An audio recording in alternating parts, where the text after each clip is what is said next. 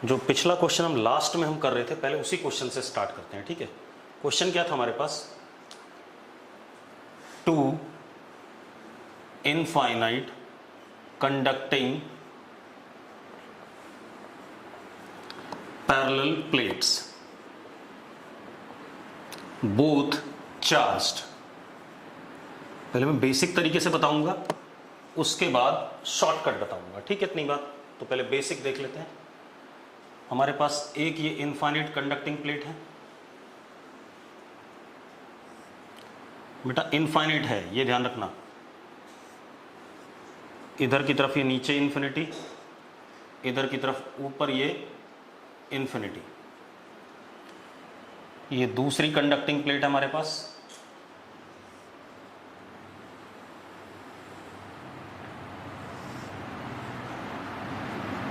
नीचे इन्फिनिटी ऊपर इन्फिनिटी, ऐसा कुछ है, ठीक है। Two infinite conducting plates both charged. इस वाले को चार्ज दिया हमने +Q1 और +Q2, एक को +Q1 एक को +Q2। होना क्या है, सारा चार्ज सरफेस पे आना है भी। ऐसे ऊपर इन्फिनिटी है, ऐसे ये नीचे भी इन्फिनिटी है, सेम वे ये भी नीचे की तरफ इन्फिनिटी है, ऊपर इन्फिनिटी है। ऑब्वियस सी बात है, अगर ये ऐसे इन्फिनिटी है तो ये वाली थिकनेस नेग्लिजिबल है, ये वाली सरफेस का एरिया क्या होगा, नेग्लिजिबल होगा, और इसका एरिया बहुत बड़ा होगा, इसका एरिया बहुत बड़ा होगा, इसका एरिया बहुत बड़ा होगा, और ये नेग्लिजिबल एरिया होगा, ये नेग्लिजिबल एरिया होगा। इतनी बात कितने लोगों को क्लियर है? अगर क्लियर है यस लिखो, फटाफट लिखो, ठीक है। अब क्या कहानी बेटा, ये बात आपको क्लियर है, ठीक।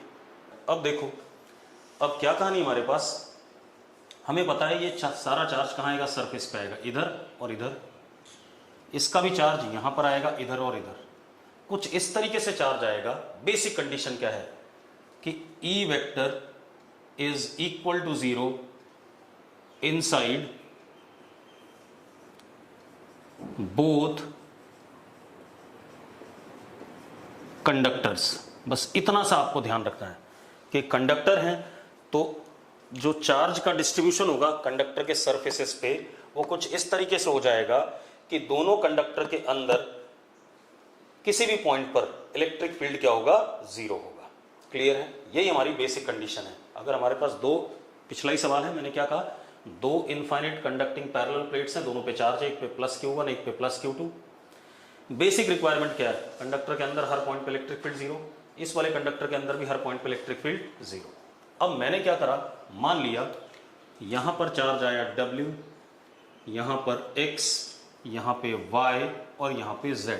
अभी मैं आपको बेसिक तरीके से बता रहा हूं, इसके बाद मैं शॉर्टकट भी बताऊंगा आपको, आप ओरली कर लेंगे इस सवाल को, इतना ड्रामा नहीं करना पड़ेगा। तो एक बात बताओ, due to conservation of charge हम कह सकते हैं W + X किसके बराबर, Q1 के, क्योंकि यही वाला चार्ज इधर सरफेस पे आया दोनों पे, ये वाला चार्ज इधर और इधर आया, तो Y + Z = Q2। तो एक इक्वेशन आया W + X = Q1, दूसरा आया Y + Z = Q2।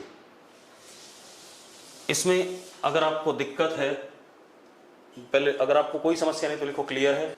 अब आप एक चीज देखो, अब हमें क्या बताना है, इस जगह पर इलेक्ट्रिक फील्ड क्या है, 0 है एट पॉइंट A, और मैंने सारे पॉजिटिव माने, W भी पॉजिटिव, X भी पॉजिटिव, Y भी पॉजिटिव और Z भी पॉजिटिव, ऐसे मान लिया मैंने, कोई दिक्कत नहीं, ठीक है। इतनी बात, जैसा आना होगा अपने आप आ जाएगा। अगर Y को नेगेटिव आना होगा तो नेगेटिव आ जाएगा, आपको चिंता नहीं करनी, ठीक है। A पॉइंट है और ये पॉइंट B है, E at A is 0, ऐसे ही E at B भी क्या, 0, पक्का, ठीक है। अब हम E at A देखें, ये चार्ज है, charge upon area is what, it's sigma, और एक फेस पे चार्ज है तो इसकी वजह से इलेक्ट्रिक फील्ड पॉजिटिव है, अवे होगी कितनी, W/A 2ε0, ठीक है। इसका चार्ज डेंसिटी X/A, ठीक है, तो इसकी वजह से इधर होगा पॉजिटिव है, x upon a 2 epsilon not. Same way एक फेस पे चार्ज है, पॉजिटिव माना हुआ हमने, तो इसकी वजह से भी इधर ही होगी कितना, y upon a 2 epsilon not. और इसी तरीके से इसको भी हमने पॉजिटिव माना है, तो इसकी वजह से भी इधर ही कितना, z upon a 2 epsilon not. अब क्योंकि इलेक्ट्रिक फील्ड जीरो है तो इधर वाला इलेक्ट्रिक फील्ड और इधर वाला इलेक्ट्रिक फील्ड क्या होगा, बराबर होगा। तो क्या हो गया हमारे पास, अगर हम इक्वेट करें this is equal to this, तो हमारे पास एक इक्वेशन और आता है, ये 1 है, ये 2 है। अगला क्या आता है, W is equal to x plus y plus z, this is third equation. कोई दिक्कत है इसमें, this is third equation, clear है। अब हम आ जाएं इस पॉइंट पे बी पर। अगर हम बी पर आ जाएं बेटा, तो जरा देखो, इसकी वजह से और इसकी वजह से इलेक्ट्रिक फील्ड इधर की तरफ और इसकी वजह से इधर की तरफ, तो इधर की तरफ क्या हो गया, z upon a 2 epsilon not, और इधर की तरफ हो गया x upon a 2 epsilon not plus y upon a 2 epsilon not plus w upon a 2 epsilon not. ये आ गया कि नहीं आ गया। अब अगर इलेक्ट्रिक फील्ड वहां पर जीरो है तो हमारे पास क्या आ गया, z is equal to w plus x plus y, this is fourth equation. हाँ या ना, ये क्या आ गया हमारे पास, फोर्थ इक्वेशन आ गया। अब अगर मैं क्या करता हूं, इन दोनों को सबट्रैक्ट कर देता हूं, 3 minus 4,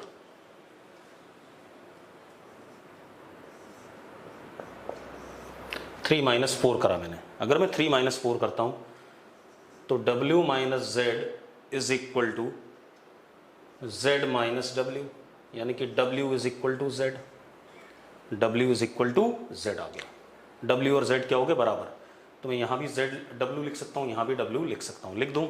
w is equal to क्या हो गया, z हो गया। w is equal to z हो गया, तो जरा देखो ये दोनों कट गए कि नहीं कट गए, थर्ड इक्वेशन का यूज करो। w is equal to z हो गया, तो फ्रॉम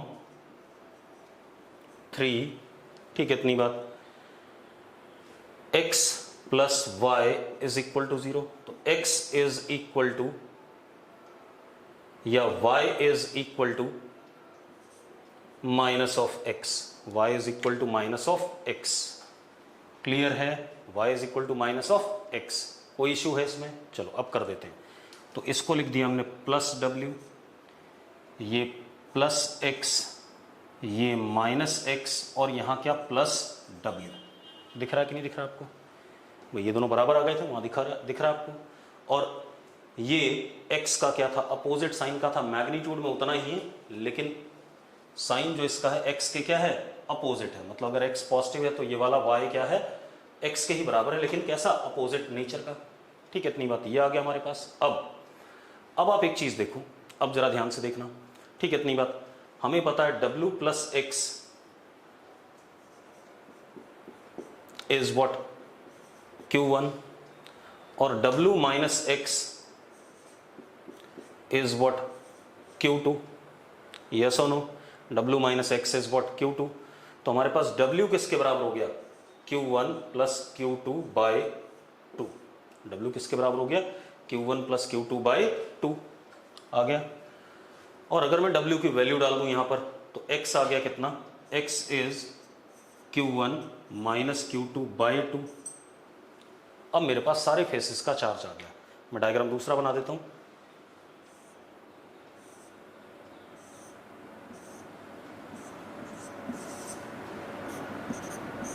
इस फेस पे चार्ज आया Q1 प्लस Q2 बाई 2, इस फेस पे Q1 माइनस Q2 बाई 2, इस फेस पे minus of Q1 minus Q2 by 2, और यहां पर Q1 प्लस Q2 बाई 2। ये आ गया हमारे पास। अब एक मजेदार बात, अब शॉर्टकट देखो क्या है। आप कोई भी सवाल ऐसा होगा जब multiple parallel infinite conducting plates होंगी, तो हमेशा ध्यान रखना आउटर मोस्ट, मतलब लेफ्ट साइड में आउटर मोस्ट सरफेस पे जो चार्ज होगा वही राइट साइड में आउटर मोस्ट सरफेस पे चार्ज होगा हमेशा, जब हमने कोई एक्सटर्नल इलेक्ट्रिक फील्ड वगैरह नहीं लगाई, ये ध्यान रखना। हमने देखो दोनों को चार्ज दिया था, कोई एक्सटर्नल फील्ड वगैरह नहीं लगाई है, इन दोनों चार्जेस का क्या हुआ, रीडिस्ट्रीब्यूशन हुआ ऑन द सर्फेसेस। तो मैं क्या कर रहा हूँ, आउटर मोस्ट लेफ्ट फेस पे चार्ज और आउटर मोस्ट राइट फेस पे चार्ज का मैग्नीट्यूड भी सेम होगा, नेचर भी सेम होगा। और जब प्लेट्स के आमने सामने हम चार्ज की बात करेंगे तो उनका चार्ज मैग्नीट्यूड में बराबर होगा, लेकिन नेचर में क्या होगा, अपोजिट होगा। अगर एक पॉजिटिव है तो उतना ही दूसरा वाला क्या होगा, नेगेटिव होगा। ये बात, ये शॉर्टकट है हमारा, हमेशा इसको यूज करेंगे। ठीक है, इतनी बात। अब चार्ज सारे पॉजिटिव होने चाहिए थे, ये क्यों भाई आ गया, मैंने कैलकुलेट करा, कैसे पॉजिटिव आ गए भाई, तू खुद बता दे। ये क्या आ रहा है, अगर मैं W और Z को इस इक्वेशन में बराबर करता हूं तो दोनों कट गए, x प्लस वाई क्या आ रहा है, 0। अब जब x प्लस वाई 0 आ गया भाई तो y equal to minus x आ गया। कैलकुलेट करके कर रहा हूं मैं कोई जबरदस्ती, मैंने धक्का नहीं दिया है। किसी भी तरीके से कंडक्टर के इंटीरियर पॉइंट में इलेक्ट्रिक फील्ड इंड्यूस नहीं करी जा सकती, बिल्कुल सही बात है, नहीं करी जा सकती। ठीक है, क्यों परेशान है। अब ये तो हमारा बेसिक ही है, कंडक्टर के अंदर इलेक्ट्रिक फील्ड होगा तो उसके अंदर जो फ्री इलेक्ट्रॉन होंगे मोशन में होंगे, और फ्री इलेक्ट्रॉन मोशन में होंगे तो कंडीशन ऑफ इलेक्ट्रोस्टैटिक्स सेटिस्फाई नहीं होती है। तो इलेक्ट्रिक फील्ड कंडक्टर के अंदर 0 होगी चाहे कुछ भी हो जाए। ठीक है, इतनी बात। अब क्या कहानी, ये हमारे पास आ गया। अब अगला क्वेश्चन देखते हैं, इसी में, इसी का अगला क्वेश्चन देखते हैं। अब हमारे पास large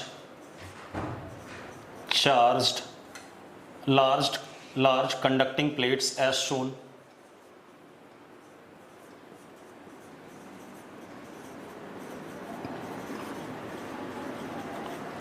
Large conducting plates as shown. ठीक है, मैं 3 प्लेट ले लेता हूं बेटा। एक ये लार्ज कंडक्टिंग प्लेट है A, दूसरी ये B, तीसरी ये हमारे पास C। 3 इनफाइनाइट कंडक्टिंग प्लेट्स हैं। हमने क्या करा, इसको चार्ज दे दिया +4Q, इसको -6Q और उसको अनचार्ज रखा। मुझे हर फेस पे चार्ज चाहिए, हर फेस पे चार्ज चाहिए। मैंने अभी आपको ट्रिक बताई। अब या तो आप क्या करते, यहाँ W, X, Y, Z, A, B सारे चार्जेस मानते, फिर आप यहाँ इलेक्ट्रिक फील्ड 0 करते, यहाँ इलेक्ट्रिक फील्ड 0 करते, यहाँ इलेक्ट्रिक फील्ड 0 करते। आपको 6 के 6 फेसेस के लिए 6 इक्वेशन बनती और 6 के 6 चार्ज आ जाते। लेकिन बड़ा सा प्रोसेस है। कैसा प्रोसेस है, बड़ा प्रोसेस है। तो हम उससे बचने के लिए हम क्या करेंगे, मैंने आपको बता दिया कि यहाँ पे जो चार्ज होगा left, outer most left face पे, और जो आउटर मोस्ट राइट फेस पे चार्ज होगा बराबर होगा मैग्नीट्यूड का। तो इसको मैंने ले लिया x प्लस x, तो ये भी कैसा +x, कोई दिक्कत नहीं। यहां पर चार्ज मैंने +y ले लिया, तो इसके सामने मैंने बताया था -y, कितना होगा माइनस। मैंने बताया था आमने सामने चार्ज क्या होता है, मैग्नीट्यूड बराबर, लेकिन नेचर क्या, अपोजिट। अब टोटल चार्ज इस प्लेट पे कितना है, -6Q। अगर -6Q है, उसमें से -y यहां चला गया, इधर आ गया, तो यहां क्या आएगा, -6Q + y। चार्ज टोटल तो इतना ही रहा, कहीं से इससे निकला थोड़ी है चार्ज, कुछ इधर आ गया कुछ उधर चला गया, जाएगा तो फेसेस पे ही, सरफेसेस पे ही। अब इसके सामने जो चार्ज आएगा वो आएगा -6Q + y के आगे कैसा साइन, माइनस साइन, क्योंकि आमने सामने फेसेस पे चार्ज क्या होता है, इक्वल मैग्नीट्यूड का और अपोजिट नेचर का। क्लियर है बेटा, आपकी मर्जी, आप कुछ भी मान लो, लेकिन ये ध्यान रखना कि आउटर मोस्ट फेसेस पे चार्ज क्या आया था, सेम आया था, और जो आमने सामने कंडक्टर के दो प्लेट्स के आमने सामने वाले फेसेस थे उन पे चार्ज इक्वल मैग्नीट्यूड का आया था और अपोजिट नेचर का आया था। आपको कोई मानने से मैं मना नहीं कर रहा हूँ, आप यहाँ पर -x मानना चाहो और यहाँ -x मानना चाहो, मान लो भाई, मुझे कोई दिक्कत नहीं, अपने आप आंसर बाद में, कुछ वेरिएबल ही तो मान रहे हो यार, वो जैसा आना होगा अपने आप आएगा, आप क्यों परेशान हो उसके लिए। ठीक है, कुछ भी मानो, ऐसा कैसे बोल सकते हो, मैथ्स के स्टूडेंट हो, +y कहाँ से आया। एक काम कर लो भाई, अगर आपको +y नहीं लिखना है तो आप इसको क्या लिख सकते थे, 4Q - x, 4Q - x लिख सकते थे। अब बेटा ये वेरिएबल्स है ना, वेरिएबल्स आप कुछ भी मानो, आपका रिजल्ट, चलो आपको इसमें दिक्कत आ रही है तो आप इसको z मान लो भाई, मैंने कभी मना ही नहीं किया, आप इसको +z मान लो, तो इसके सामने यहाँ पर क्या आ जाएगा, माइनस जेड आ जाएगा। क्या दिक्कत है इसमें, कोई दिक्कत है? अब सुनो यार एक मिनट, मैंने अभी पिछले सवाल में, अब रुक जाओ कुछ मत लिखो, मैंने पिछले सवाल में क्या लिखा था? मैंने पिछले सवाल में कहा था कि आउटर मोस्ट सर्फेसेस पे चार्ज इक्वल होता है, मैग्नीट्यूड में भी और नेचर में भी, और आमने सामने। वीडियो क्लियर नहीं आ रही है? वीडियो क्लियर है भाई, तुम्हारी साइड में दिक्कत है कुछ मोहित, ठीक है, सब कुछ क्लियर है। अब और आमने सामने वाले दो प्लेट्स के फेसेस में चार्ज बराबर मैग्नीट्यूड का था लेकिन अपोजिट नेचर का था, इतनी बात मैंने कही थी और ये प्रूव भी करी थी आपके सामने।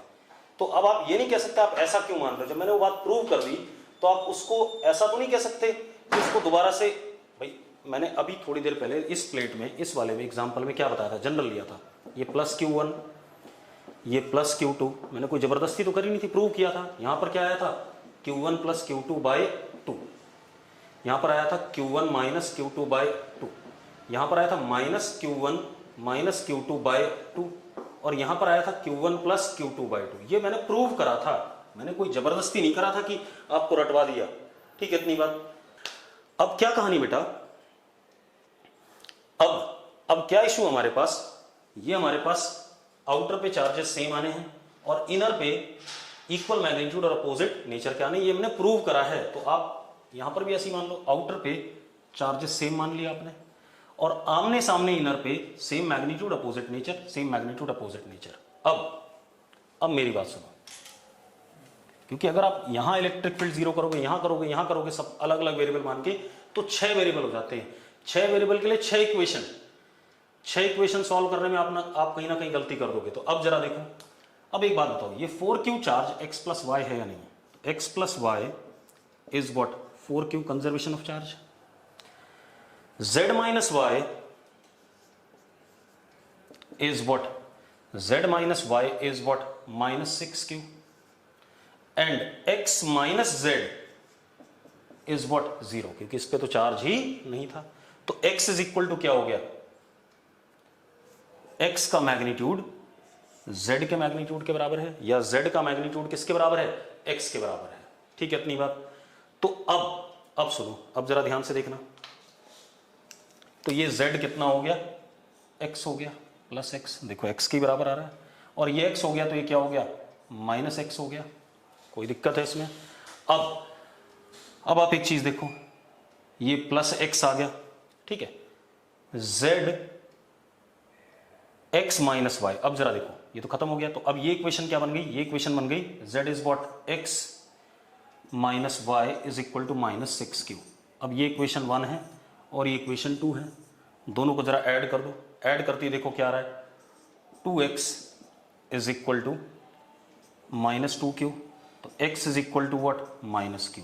x कितना आ गया, माइनस Q आ गया कि नहीं आ गया?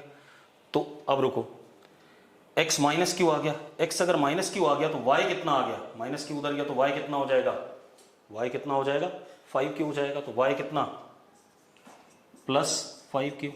अब हमारे पास रिजल्ट आ गए, सारे रिजल्ट आ गए। अब जरा देखो रिजल्ट क्या आया, this is minus Q, y is what, plus 5Q, तो minus y is what, minus 5Q, x is what, minus Q, ठीक है, इतनी बात। तो यहां पर क्या आया, प्लस Q, और यहां पर क्या आया, माइनस Q। देखो जरा, सारी कहानी बन गई कि नहीं बन गई? आपको उतनी मेहनत नहीं करनी पड़ती है, ठीक है, इतनी बात। अरे भाई इक्वेशन सॉल्व करनी नहीं आ रही यार तुम्हें, x माइनस एक्स कैसे आया, मैंने कब लिखा, x आया माइनस Q, मैंने माइनस एक्स कब लिख दिया x को यार, x को सॉल्व करके माइनस Q आया ना, मैंने ये थोड़ी लिखा x माइनस एक्स है, ठीक है। मैं दोबारा कर देता हूं, एक बार और समझ लेते हैं। आपको जब मैंने ये बात बता दी, आप ऐसे देखो, दोबारा देखो,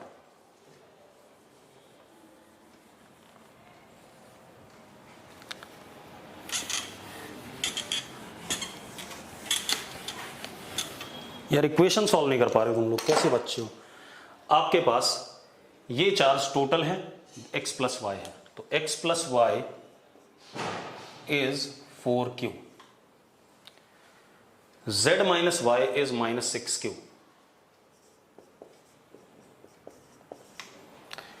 x माइनस z इज 0, क्योंकि इस पे कोई चार्ज नहीं है, तो x is equal to z, x किसके बराबर आ गया, z के बराबर आ गया। क्लियर है? चलो आप एक काम कर लो, इस x को आप प्लस z लिख दो, यहां माइनस z है, यहां प्लस z है, यहां माइनस y है, यहां प्लस y है और यहां प्लस x ले रखा हमने। ठीक है, इतनी बात। अब या आप एक काम करो, सब यही निकाल लो, छोड़ो मत लिखो, आप बार बार लिखोगे आप तंग करोगे मुझे। तो x कितना आ गया, z आ गया। ठीक है, इतनी बात। आप एक काम करो, z की वैल्यू यहां पर x डाल दो, तो क्या हो गया, x plus y is equal to 4q, ये तो है ही, और क्या हो गया, x minus y is equal to minus 6q, ये आ गया। जरा दोनों को ऐड करना है यार, x is equal to minus q आ गया। x कितना आ गया, माइनस क्यू। x अगर माइनस क्यू आ गया तो y कितना आ गया, y आ गया 5q, y 5q आ गया, और z कितना आ गया, माइनस क्यू, क्योंकि x और z क्या है, बराबर है। ठीक है, हो गया खेल खत्म। ये कितना हो गया, माइनस क्यू, y कितना, प्लस 5q। जरा देखो टोटल इन दोनों का मिला के 4q ही आ रहा है। माइनस वाई कितना, माइनस 5q, z कितना, माइनस q, जरा देखो इन दोनों को मिला करके क्या आ रहा है, माइनस 6q, माइनस z कितना, प्लस q, और यहाँ कितना, माइनस q। कोई दिक्कत है इसमें, कोई दिक्कत है भाई? अब एक बार और कर देते हैं इसी सवाल को। कुछ लोगों को चिंता हो रही है इलेक्ट्रोस्टैटिक्स कब खत्म होगा। अभी जब फिजिकल क्लास होती है ना तो इलेक्ट्रोस्टैटिक जुलाई में खत्म होता है, इसलिए करते रहो। अभी जून में खत्म होता है, एंड में जा करके। ठीक, तो अभी चुपचाप से सवाल करते रहो जो करा रहा हूं, खत्म ही करोगे, पढ़ो, मतलब कुछ करना नहीं, सिर्फ खत्म करके छोड़ दो, बस यही पर्पज है तुम्हारा। बस मैंने सिलेबस बोल दिया और क्या कहते हैं, आपने सुन लिया, खत्म। चलो एक क्वेश्चन और करते हैं इस पर, फिर हम आगे बढ़ते हैं। सर ये रिजल्ट रीअरेंजमेंट से आया है, जब कंडक्टर्स आइसोलेटेड थे, क्या तब कुछ और सिचुएशन होती है? यार यही सिचुएशन तो मैंने समझाई है, इनफाइनाइट प्लेट्स हैं बेटा, ये क्या है, इनफाइनाइट कंडक्टिंग प्लेट्स हैं, तो उनमें ऐसा ही रीअरेंजमेंट होगा। कंडक्टर के अंदर इलेक्ट्रिक फील्ड क्या करनी है, जीरो। मैं सिर्फ ये जानता हूं, मुझे नहीं पता कैसा होगा, मुझे सिर्फ ये है, मेरा मतलब ये है कंडक्टर के अंदर किसी भी सिचुएशन में इलेक्ट्रिक फील्ड जीरो होनी है, बस, इसके अलावा कुछ नहीं बेटा। कंडक्टर के अंदर इलेक्ट्रिक फील्ड जीरो होना होता है बस मेन पर्पस, बाकी कोई पर्पस नहीं है। कंडक्टर कुछ भी हो, इलेक्ट्रिक फील्ड हमेशा कंडक्टर के अंदर क्या रहेगी, जीरो, आइसोलेटेड कंडक्टर के अंदर। और अगर कंडक्टर एक्सटर्नल इलेक्ट्रिक फील्ड में भी रखा है तो इंड्यूस चार्जेस और एक्सटर्नल वाले मिलाकर के इलेक्ट्रिक फील्ड को क्या करेंगे, कंडक्टर के अंदर जीरो करेंगे। पिछली क्लास में पढ़ाया था मैंने, बस इतना सा ध्यान रखना आपने। अब एक क्वेश्चन और देख लेते हैं।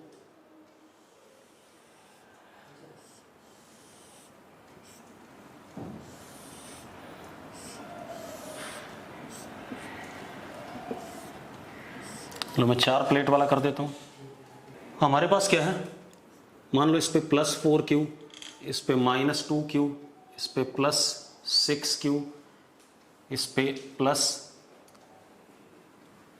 4q, ऐसा चार्ज मैंने चारों प्लेट पे दे दिया। अब अगर a b c d e f g h आप चार्जेस मानते हो हर फेस पे, तो भाई इनफाइनाइट 4 कंडक्टिंग प्लेट्स थी, 8 वेरिएबल हो गए।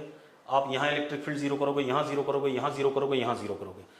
जब आप इन चारों जगह पे इलेक्ट्रिक फील्ड जीरो करोगे तो आपको 8 इक्वेशन मिलेंगी, और 8 इक्वेशन सॉल्व करने में 4 तो ऐसे मिल जाएंगी, a plus b 4q, c plus d minus 2q, e plus f minus 6 plus 6q, इस टाइप से मिलेंगी 4, और 4 आपको इलेक्ट्रिक फील्ड जीरो करने से मिलेंगी। तो आपकी 8 इक्वेशन बनेंगी, 8 वेरिएबल आप सॉल्व करके हुए मर जाओगे। तो आप क्या करो, यहाँ पर मान लो x, तो ऑब्वियस सी बात है टोटल 4q है, तो यहाँ क्या हो गया 4q माइनस x, तो यहाँ क्या हो गया इसका नेगेटिव, इसके सामने 4q माइनस x। अब इसमें से इसे घटा दो, उतना इधर आएगा, तो इसमें से इसे घटाओगे minus 2q minus 4q minus x, ऐसा हो गया। तो माइनस माइनस क्या हो गया, प्लस हो गया, तो कितना हो गया 2q माइनस x, ये चार्ज आ गया यहाँ, देखो जरा 2q माइनस एक्स आ गया। और टोटल जरा करके देख लो आप, minus x plus x cut गया, और 2q माइनस 4q क्या आ गया, माइनस 2q। आपका चार्ज टोटल क्या होना चाहिए, कंजर्व। यहां पर कितना आ गया, माइनस 2q माइनस x। आपका सिंगल स्टेप में आ जाएगा, आप वेरिएबल मानो ही मत ज्यादा, एक वेरिएबल मानो अपने आप आ जाएगा।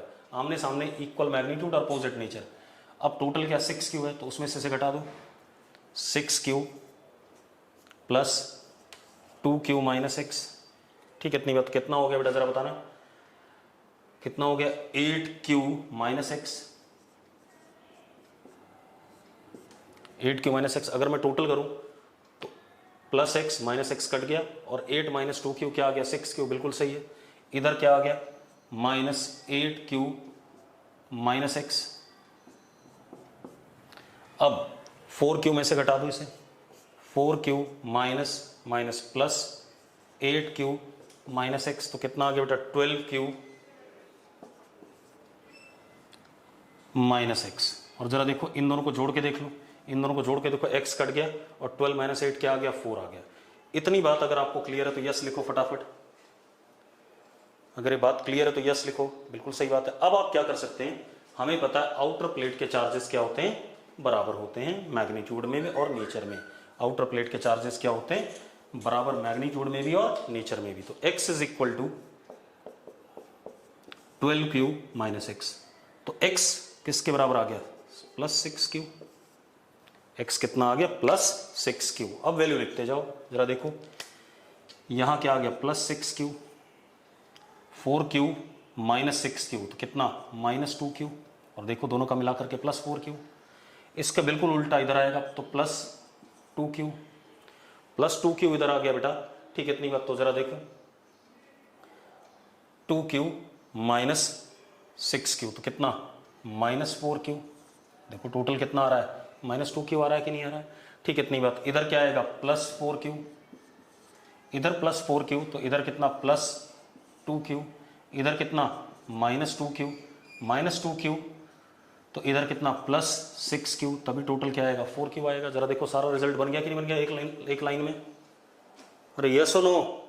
अब हम थोड़ा सा आगे बात करते हैं। ये हो गया हमारा कंडक्टिंग प्लेट्स को चार्ज करने का तरीका।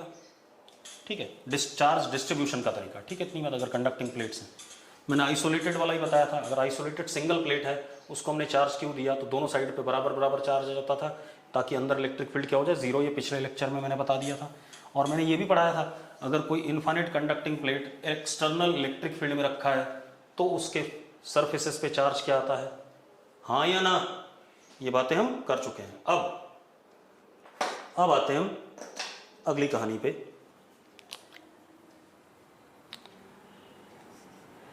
Electric field just outside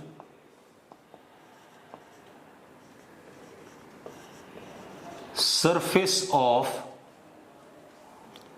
charged conductor। Electric field, ये बोर्ड का सवाल है भाई। ठीक है, इतनी बात। Electric field just outside surface of charged conductor. ठीक है, इतनी बात। कोई हमारे पास चार्ज कंडक्टर है, इंपॉर्टेंट टॉपिक है, एनसीईआरटी का है।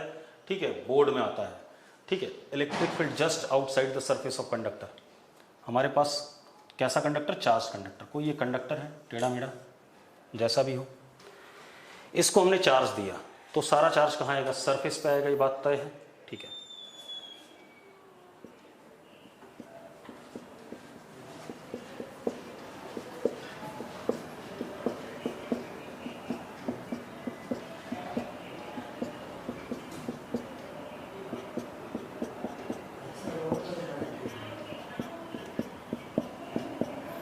अब ये हमारे पास क्या आ गया, चार्ज कंडक्टर आ गया। सारा charge, excess charge appears on surface of conductor with surface charge density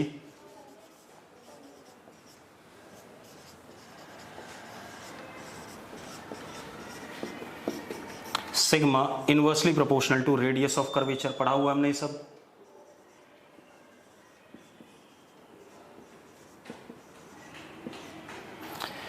इतना हमने पढ़ा हुआ है, अगर आपको ये पता है तो यस लिखो, फटाफट लिखो यस। ठीक है, एक चीज और, E vector is equal to 0 at every interior point of conductor. ये भी पता है तो यस लिखो फटाफट। पता है, बिल्कुल सही बात है। अब क्योंकि मैंने इर्रेगुलर सा कंडक्टर लिया तो sigma larger where sharp curvature appears. मैंने क्या कहा, जहां पर शार्प कर्वेचर आ रहा है, अचानक घूम जा रहा है, वहां पर रेडियस क्या होगा, छोटा होगा, तो सिग्मा क्या होगा, बड़ा होगा। अरे यस और नो, अगर यस है तो यस लिखो। ठीक है, sigma smaller where flat curvature appears. Yes और नो, जहां पर फ्लैट होगा वहां रेडियस बड़ा होगा, रेडियस बड़ा होगा तो सिग्मा क्या होगा, स्मॉलर होगा। ठीक है, इतनी बात आपने पहले पढ़ी हुई है। अब बेटा अब क्या चलने वाला है, अब जो 2-3 दिन हम पढ़ेंगे, ठीक है, उसमें कहानी ऐसे चलेगी कि जो आपने पहले का पढ़ा हुआ है वो आपको आना बहुत ज्यादा जरूरी है। ठीक है, क्योंकि मैं सारी चीजें यूज करूंगा। अब जरा देखो, ये मैंने लिख दिया था, अब इसको मिटा रहा हूं क्योंकि मुझे करने के लिए जगह चाहिए। ये सारी बातें वैलिड हैं जो हमने पहले लिख दी। अब मुझे क्या बताना है, electric field just outside the surface. अच्छा एक चीज और, अगर मैं इस कंडक्टर को देखूं तो सिग्मा नॉन यूनिफॉर्म है। यहां पर सिग्मा अलग है, यहां अलग है, यहां अलग है, यहां अलग है, यहां अलग है, हर जगह अलग अलग है। क्यों? क्योंकि रेडियस ऑफ कर्वेचर हर जगह क्या है, अलग अलग है। अरे यस और नो, सिग्मा नॉन यूनिफॉर्म है। अब बेटा देखो, सिग्मा क्या है, नॉन यूनिफॉर्म है। ठीक है, इतनी बात। अब सिग्मा नॉन यूनिफॉर्म है, ये हमें पता है। क्यों? क्योंकि रेडियस ऑफ कर्वेचर हर जगह क्या है, अलग अलग है। ठीक है, अब अगर मुझे इलेक्ट्रिक फील्ड बताना है जस्ट आउटसाइड द सरफेस, तो एक बात बताओ, इस सरफेस के जस्ट यहां पर इलेक्ट्रिक फील्ड बताना है, जस्ट बाहर। जस्ट का मतलब होता है जस्ट उसके बाहर। यस और नो? अरे जस्ट का मतलब है जस्ट उस पोजीशन के बाहर। अगर क्लियर है तो यस लिख दो फटाफट। ठीक है, बस अब रुक जाओ। अब देखो, मैंने क्या कहा, सिग्मा नॉन यूनिफॉर्म है क्योंकि रेडियस ऑफ कर्वेचर अलग अलग है। मुझे इलेक्ट्रिक फील्ड अच्छा, इसका मतलब यहां पर अगर सिग्मा 1 है तो इसके पास में यहां सिग्मा 2, यहां पे सिग्मा 3, सिग्मा वेरिएबल है हर जगह। अब सिग्मा वेरिएबल है, ठीक है, तो मुझे इस जगह से जस्ट इसके बाहर यहां पर इलेक्ट्रिक फील्ड बतानी है। यहां पर क्या बतानी है, इलेक्ट्रिक फील्ड। ठीक है, जस्ट इसके बाहर इलेक्ट्रिक फील्ड बतानी है, ये लिखा है इलेक्ट्रिक फील्ड जस्ट आउटसाइड। मैंने मान लिया इस हिस्से का चार्ज डेंसिटी कितना है, प्लस सिग्मा है। कितना है, प्लस सिग्मा। इतने से हिस्से का, बाकी का अलग हो सकता है क्योंकि चार्ज डेंसिटी अलग अलग जगह पर क्या है, अलग अलग है। अब ये बात क्लियर है कि यहां की चार्ज डेंसिटी मैंने सिग्मा मान ली। ठीक है, इतनी बात। इसके जस्ट बाहर मुझे इलेक्ट्रिक फील्ड बतानी है, बाकी जगह चार्ज डेंसिटी अलग अलग हो सकती है। क्लियर है? अब इस सवाल को करने के हमारे पास दो तरीके हैं। ये बोर्ड का सबसे इंपॉर्टेंट सवाल है भाई। ठीक है, आप लोगों को बेवकूफों के तरीके से कराया जाता है। एनसीईआरटी में 26 नंबर सवाल है एक्सरसाइज में, एडिशनल एक्सरसाइज में। अब इसके जस्ट बाहर मुझे इलेक्ट्रिक फील्ड निकालने के मेरे पास दो तरीके हैं, एक सुपरपोजिशन है और एक है गॉस लॉ। ठीक है, अब देखो बेटा, अब क्या कहानी बेटा, प्लस सिग्मा इसकी चार्ज डेंसिटी है। ठीक है, इतनी बात। इसके जस्ट बाहर मुझे इलेक्ट्रिक फील्ड बतानी है, मेरे पास दो तरीके हैं, एक सुपरपोजिशन और एक गॉस लॉ। तो पहले मैं आपको आसान वाला बताता हूं, गॉस लॉ, उसके बाद बताऊंगा क्या कहते हैं सुपरपोजिशन वाला। ठीक है, अब मेरी बात ध्यान सुनो। हमने एक बात पढ़ी है, conductor is equipotential, surface of conductor is equipotential surface, पढ़ा है हमने। देयरफॉर इलेक्ट्रिक फील्ड इमर्जेस, क्योंकि पॉजिटिव चार्ज से इमर्ज होगा, normally from surface of conductor. बाद में जाकर टेढ़ी मेढ़ी हो जाएंगे, लेकिन सरफेस से तो नॉर्मली निकलेंगे क्योंकि इक्विपोटेंशियल है, और इलेक्ट्रिक फील्ड इक्विपोटेंशियल सरफेस के क्या होता है, परपेंडिकुलर होता है। ये बात हमें पता है, अगर आपको पता ये बात क्लियर है तो यस लिखो फटाफट। ठीक है, अब मजेदार बात देखो। अब मैंने क्या करा, यहां पर एक गॉसियन सरफेस बनाया, सिलिंड्रिकल।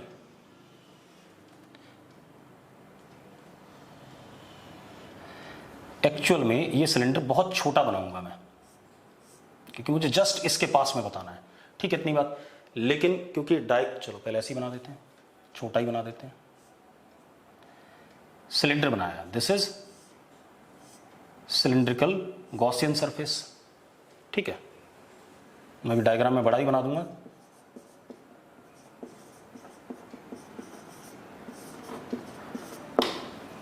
ठीक है, इतनी बात। अब आप एक बात बताओ, अंदर तो हर जगह पर इलेक्ट्रिक फील्ड क्या है, जीरो, और इस पॉइंट पर बाहर कैसी है, E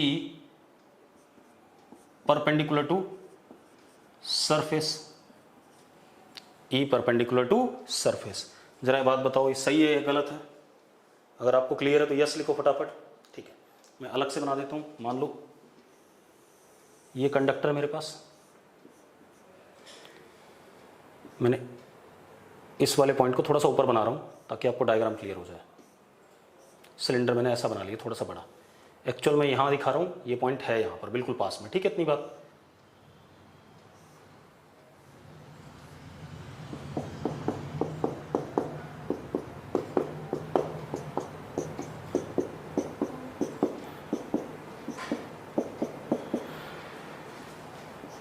यहां पे चार्ज डेंसिटी कितनी है, प्लस सिग्मा।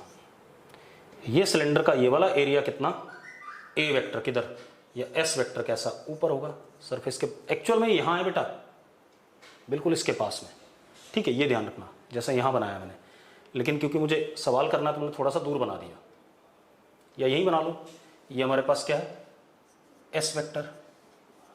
इधर एस वेक्टर कैसा, नीचे, और यहां पर भी इलेक्ट्रिक फील्ड कैसे होगी, कर्व्ड पे ऐसे होगी, और इसका ds ऐसे होगा, कर्व्ड सरफेस का। यस और नो?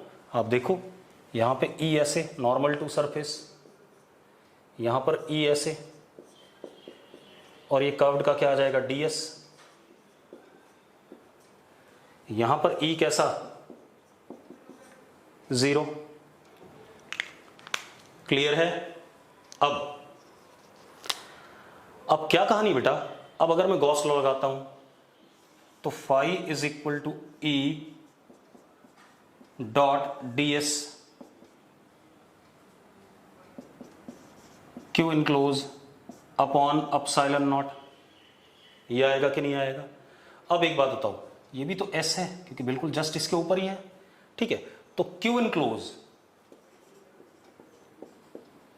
सिग्मा इंटू एस आएगा कि नहीं आएगा? Q enclose is equal to what, sigma into s. जरा मुझे बताओ, इतनी बात क्लियर है या नहीं? ठीक है, अब अगर मैं E डॉट ds करता हूं तो इस कर्व्ड वाले सरफेस का E डॉट ds क्या हो जाएगा, जीरो। अंदर वाले नीचे का भी क्या हो जाएगा, जीरो। इसका आएगा क्या, E इंटू एस। तो E into s is equal to sigma s upon epsilon naught. S से एस कट गया तो E is equal to sigma upon epsilon naught. And this electric field is perpendicular to surface. ये तो हमने ले रखा था। ठीक है, अब यहां पर अगर हम देखें, यहां पर मान लो सिग्मा 1 है चार्ज डेंसिटी, तो इलेक्ट्रिक फील्ड कैसे होगी, नॉर्मल होगी इस जगह पे, और कितनी, मैग्नीट्यूड में सिग्मा 1 अपॉन अपसाइलन नॉट।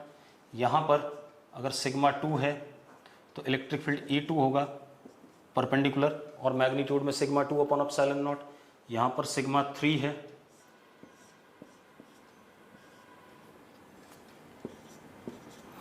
तो यहां पर इलेक्ट्रिक फील्ड E3 होगा सिग्मा 3 अपॉन एप्सिलॉन नॉट। अब जहां पर शार्प टर्न होगा वहां पर सिग्मा बड़ा होगा, ये लिखा था हमने कि जहां पर रेडियस ऑफ कर्वेचर छोटा होगा वहां सिग्मा बड़ा होगा, तो वहां इलेक्ट्रिक फील्ड भी क्या होगी, बड़ी होगी, ज्यादा होगी मैग्नीट्यूड की। इसीलिए आप कभी भी कोई भी इलेक्ट्रिकल अप्लायंस उठाना तो उसके जो क्या कहते हैं स्पेसिफिकेशन होता है, जो एक कागज सा चिपका होता है उस पे साफ साफ लिखा होता है do not touch eight sharp turns you may receive क्या कहते हैं इलेक्ट्रिक शॉक। ठीक है, वो इसी वजह से क्योंकि उस जगह पर इलेक्ट्रिक फील्ड क्या होती है, स्ट्रांग होती है, वहां पर आपकी बॉडी के थ्रू चार्ज इंड्यूस होने की या पास होने की पॉसिबिलिटी क्या हो जाती है, ज्यादा हो जाती है। ठीक है, इतनी बात। तो शार्प टर्न पे इलेक्ट्रिक फील्ड क्या होगा, स्ट्रांग होगा। जहां फ्लैटर सरफेस होगा वहां पर इलेक्ट्रिक फील्ड क्या होगा, वीक होगा, क्योंकि सिग्मा भी क्या होता है वहां पर वीक होता है। क्लियर है। अब दूसरा मेथड देखते हैं बेटा इसको करने का। दूसरा मेथड है सुपरपोजिशन। सुपरपोजिशन क्या कहता है, ये वाला सबको क्लियर है तो यस लिख दो बेटा चैट बॉक्स में। अगर सबको क्लियर है तो यस लिख दो फटाफट। चलो बहुत बढ़िया। इसी तरीके से आपको बोर्ड में करना है क्योंकि गॉस लॉ से ही बोर्ड में ज्यादातर डेरिवेशन है। अब सुपरपोजिशन से करते हैं इसी सवाल को।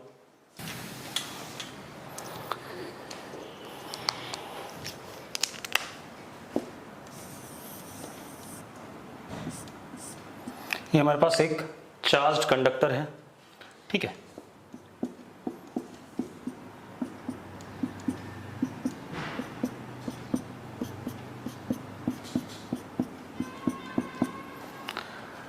अब मुझे मान लो यहां इलेक्ट्रिक फील्ड बताना है, तो मैंने ये पोर्शन पकड़ लिया सरफेस का और इसकी चार्ज डेंसिटी कितनी, प्लस सिग्मा। ठीक है, इस जगह पे आउटसाइड और ये इनसाइड।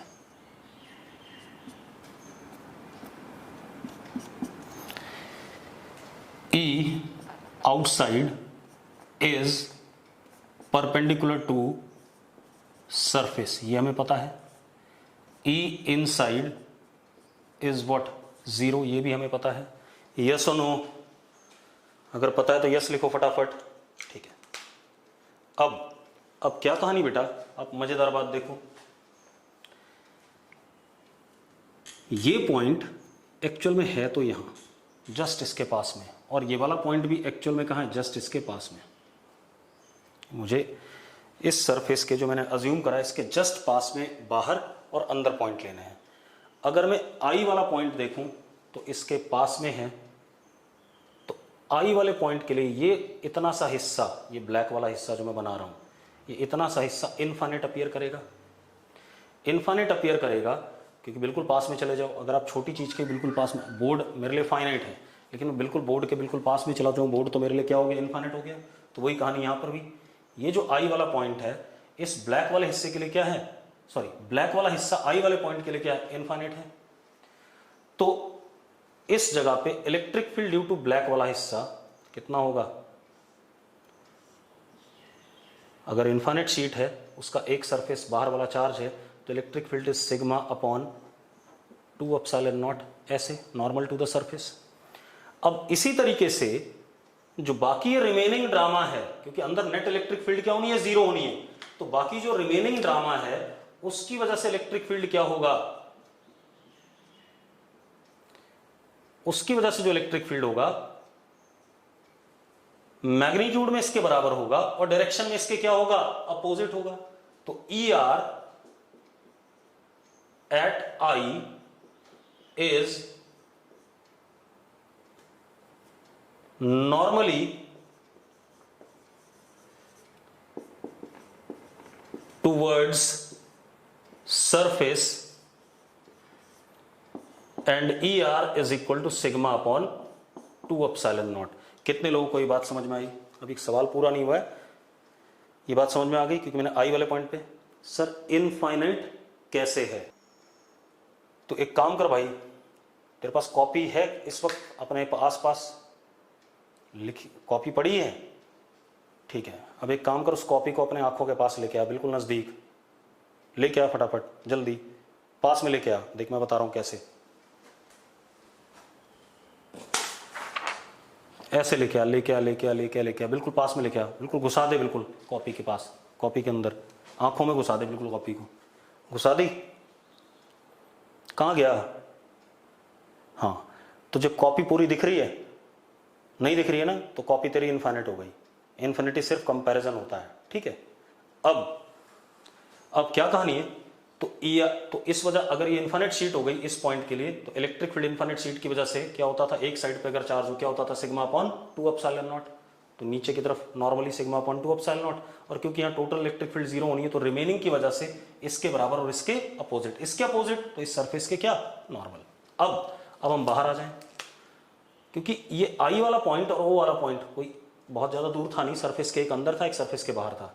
तो इस जगह पे इलेक्ट्रिक फील्ड जो होगी वो रिमेनिंग की वजह से तो सेम ही रहेगी, ई आर, क्योंकि ये पॉइंट और ये पॉइंट में कोई खास अंतर नहीं आया, और ऐसे है तो नॉर्मली है। और ये एक इन्फिनिट शीट हो गई इस वाले पॉइंट के लिए, ओ वाला पॉइंट। तो इलेक्ट्रिक फील्ड इस पे क्या हो गया, सिग्मा अपॉन 2 एप्सिलॉन नॉट। तो at O E is normal to surface.